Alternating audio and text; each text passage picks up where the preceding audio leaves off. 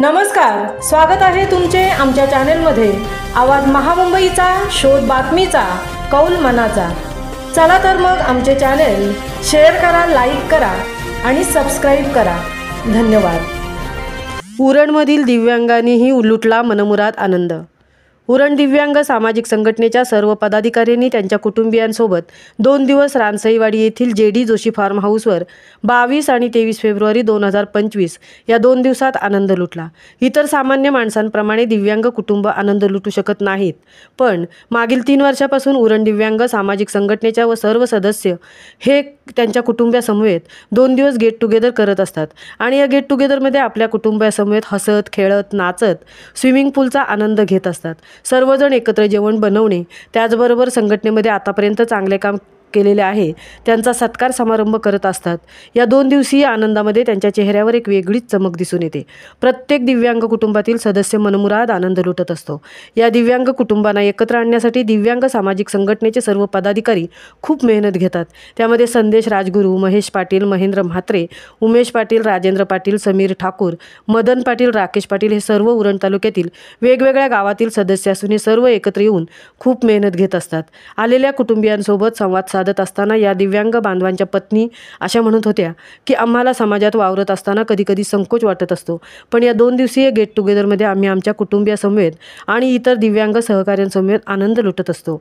आम्हाला सगळ्यांबरोबर खूप मजाही करायला मिळते, कारण इथे येणारा प्रत्येक दिव्यांग असल्यामुळे आमच्या मनात कोणताच संकोच नसतो। एकंदरीत सदर 2 दिवसीय गेट टुगेदरमुळे आमच्यामध्ये चांगल्या प्रकारे उत्साह निर्माण होतो। या 2 दिवसात घालवलेल्या आनंदाच्या क्षणांमुळे पुढील येणाऱ्या दिवसात आमच्या चांगल्या प्रकारे जगण्याची आमच्यात उमेद येते।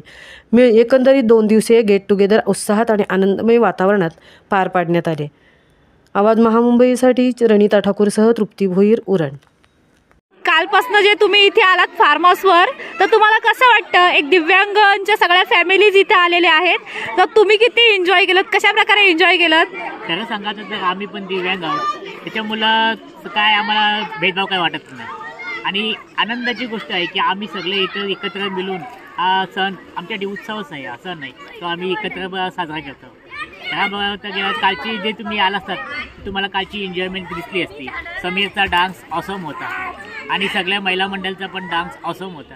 आणि असं पहिल्यांदाच तुम्हाला फॅमिली घेऊन फिरायला येते, तर कसं वाटतंय तुम्हाला? खरं सांगायचं तर फॅमिली सोबत आलोय, मला तर खूप आनंद झालाय आणि माझी मुलगी तर स्विमिंग पूल मध्ये सकाळपासून ठेवली, ती अजून उतरली नाही। वैदे, तुम्हाला कसं वाटतंय 2 दिवस फॅमिली सोबत? कारण इतर वेळी तुम्हाला म्हणजे एकटं जात असाल, पण आज तुमच्या मिस्टरांसोबत पण आणि तुम्ही सगळे आलात, तर तुम्हाला कसं वाटतंय?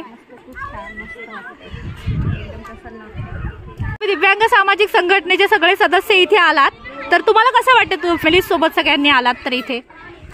पहिली गोष्ट म्हणजे प्रथमतः मी त्या सर्व दिव्यांगांचे म्हणजे आपल्या उरण तालुक्यातील सगळे दिव्यांगांचे मी आभार मानेल की ते एकत्र आले आणि ते एकत्र आल्यामुळं हा जो काही प्रोग्राम होतोय आपला, की आपण प्रामाणिकपणे मानसिकतेनं प्रत्येकाने आपापला वेळ काढून जे इथं येतात आणि प्रत्येकाच्या दिव्यांगांच्या ज्या मिसेस असतील किंवा मुलं असतील त्यांची देखील ओळख होते आणि पुढं की आपले वडील किंवा आपली बहीण ती दिव्यांग असेल, ती बहीण असेल किंवा वडील असेल, एक सांगायची गोष्ट, पण ते कसं काम करतात पुढं आणि त्याच्यातनं प्रेरणा त्या मुलांना मिळतोय।